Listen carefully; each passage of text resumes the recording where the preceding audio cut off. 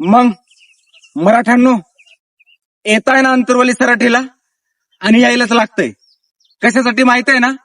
आपल्या लेकरांच्या हक्कासाठी, आपल्या न्यायासाठी. आपली जी मागणी आहे ना, ती मागणी पूर्ण करून घेण्यासाठी आपल्याला पुन्हा एकदा एकत्र यायलाच लागतंय. आता तुम्ही म्हणाल, ज्यावेळेस आपण मुंबईला गेलो होतो त्यावेळेस तर जिंकलो रे बाबा अशी आपण घोषणा केली होती. पण मग आता आपल्याला अंतरवली सराटीमध्ये कशाला जायचंय सांगतो, ऐका, व्हिडिओ पूर्ण बघा. अंतरवली सराटी येते यासाठी जायचं आहे, जे सातारा गॅझेट आहे ना, ते अजूनही या सरकारनं लागू केलेलं नाहीये.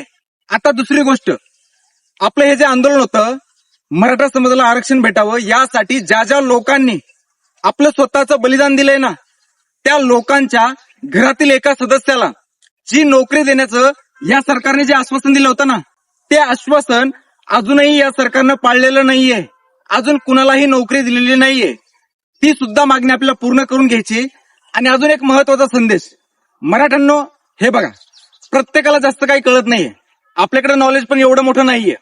आपण जेव्हा जेव्हा दादा हाक देतील ना, दादाच्या पाठीमागं ठामपणे उभा राहायचं. बाकी आता सगळ्यांना तर आरक्षण भेटणार हे 100% खरंच आहे.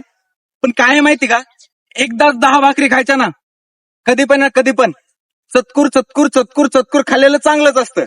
एकदा जर 10 खाल्ल्या असत्या ना, डायरेक्ट, आता माहिती ना इंस्टाग्रामवर एक ट्रेंड चालू आहे, अकाउंट इज सस्पेंडेड, तसंच मग आपलं आरक्षण बी डायरेक्ट सस्पेंडेड उडालं असतं.